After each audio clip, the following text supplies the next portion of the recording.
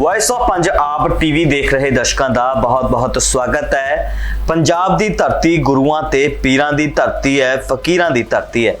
इस धरती ते कई थावें मेले लगते ने, मेले भरते ने, लोग आउंदे ने, मेलियां दा आनंद माणदे ने अते हर मेले का अपना एक इतिहास भी हुंदा है।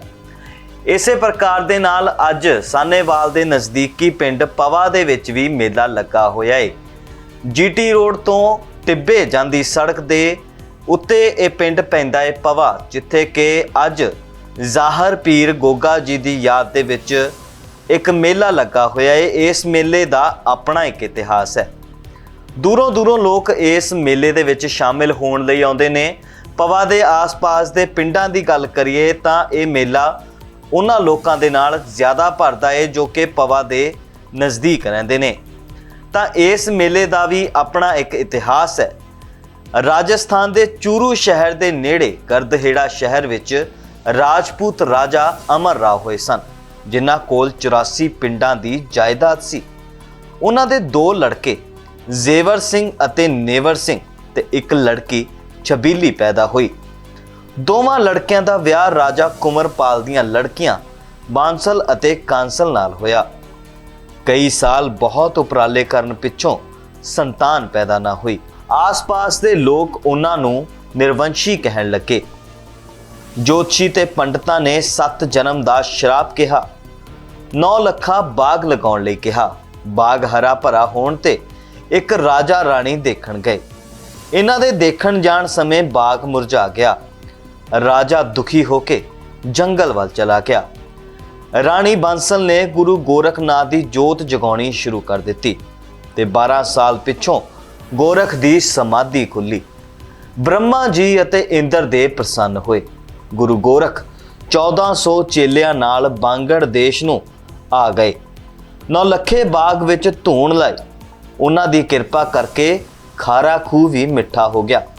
एक चेला औगड़नाथ पिंड भिख्या लैण गया। बांदी ते राणी किच्छियां पाउण लई आईयां।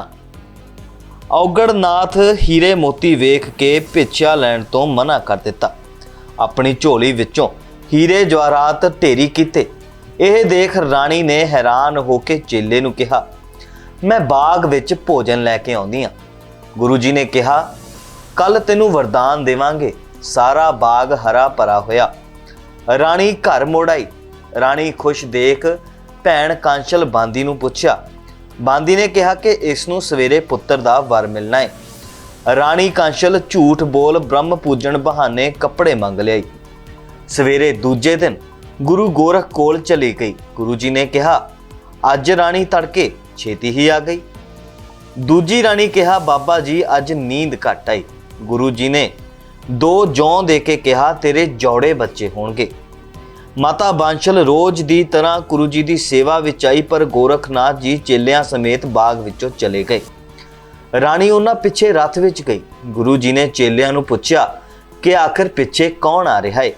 चेले ने कहा, राणी बांशल है। गोरखनाथ जी ने हथ खड़ा किया ते राणी उत्थे ही रुक गई। 12 साल पिछों विष्णु भगवान का दरबार डोलिया। भगवान ने नारद नूं पता करने लई कहा। नारद ने राणी कांशल की चलाकी ते माता बांशल की कठिन तपस्या बारे दस्या, जो बरमी रूप धार कर चुकी है। जद गोरखनाथ मुड़ के उत्थे आए तो माता दी 12 साल की भगती तो खुश होकर वरदान दिता ते गुग्गल दे के कहा, यह गुग्गल दा प्रसाद खा लेना।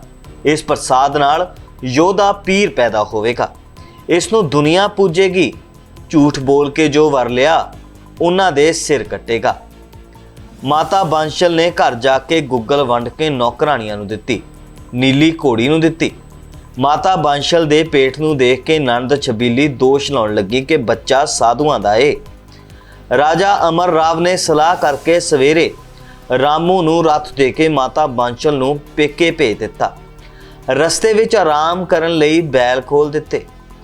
तखी नाग ने दोवें बैल डसे अते माता देख के मन च घबराहट करन लगी।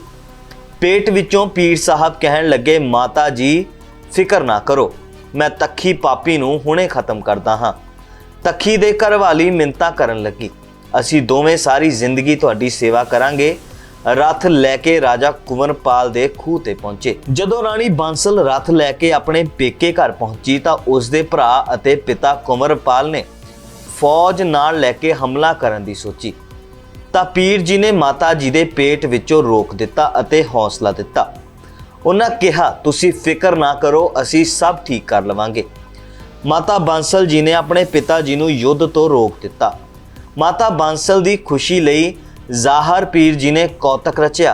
अपने दादा अमर राव नूं रात वेले सौण वाले कमरे विच सप्पां दा प्रसंग अते भूआ छबीली दे सारे शरीर ते खारिश होण ला दित्ती। दोवें बहुत दुखी होए।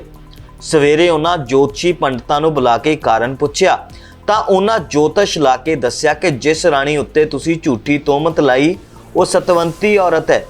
उस दी कुख तो प्रतापी पुੱਤ पैदा होवेगा जिस नूं दुनिया पूजेगी। यह सुन के राजा अते उन्हां दा परिवार बड़े दुखी होए अते पछताए भी।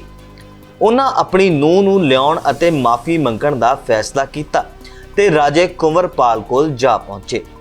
राजा अमर राव दी गल सुन के कुंवरपाल बोले भी मैं अपनी धी दे सत्त दी प्रीख्या लैके तोरांगा।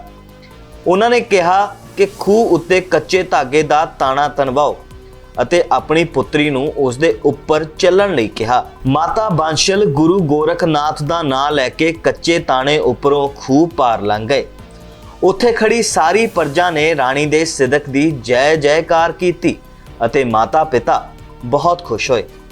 राजे अमर राव ने अपने पुत्र जैवर सिंह अपनी पत्नी दा हथ फड़न लई कहा ते खुशी खुशी अपने नगर गरदहेड़ा नूं चले गए। राजा अमर राव सारियां तो भरियां अखां नाल हथ जोड़ जाण दी आग्या मंगी। महलां विच पहुंच के दूजे दिन लगभग 10 महीने बाद पीर जी दा जन्म नेड़े आया। रात नूं 11 वजे जदों पिता जैवर सिंह दाई नूं लैण गए, मौसम बरसात दा ते बिजली कड़क रही सी। दाई अन्नी होण करके पिता जी हथ वधाया। देली विच दाई आई तां बिजली चमकी, उसदी अखां विच जोत आ गई। अपने आप चल महलां विच आई। रात 12 वजे दिन बुधवार भादों दी 8वीं 1173 विच पीर जी ने अवतार धारिया। गुग्गल दा प्रसाद वंड के खाण नाल 4 वीर भज्जू कोतवाल, बाबा साबल सिंह, बाबा रखता, नाहर सिंह पांडे अते नीला घोड़ा पैदा होए। भूआ छबीली ने जहर वाली गुड़ती तैयार कीती अते दाई नूं दित्ती। गुड़ती लैके जांदी ताई दा शरीर कंबिया ते सारी गुड़ती डुੱਲ गई। जिस तो बाद बाबा जी ने अपने होर भी कई कौतक दिखाए तां ज़ाहर पीर गुग्गा जी दी याद दे विच पिंड पवा दे विच ये मेला हर साल भरदा है। इस मेले विच दूरों दूरों लोग आउंदे ने अते इस मुकद्दस स्थान ते मत्था टेकदे ने। इस तो इलावा बच्चों के मनोरंजन लई भी कई किस्म के झूले लगाए जाते हैं। खाण पीण का समान अतुੱਟ वरतदा है। इसे दे नाल बहुत सारिया दुकानां भी लगदियां ने जिन्हां विचों आस पास के लोग अपने लोड़ दीयां वस्तां खरीदते ने। किवें लगा तुहानूं पवा पिंड दे मेले का इतिहास? अपनी कोई भी राय इस संबंधी तुसीं सानूं कमेंट करके जरूर दसना।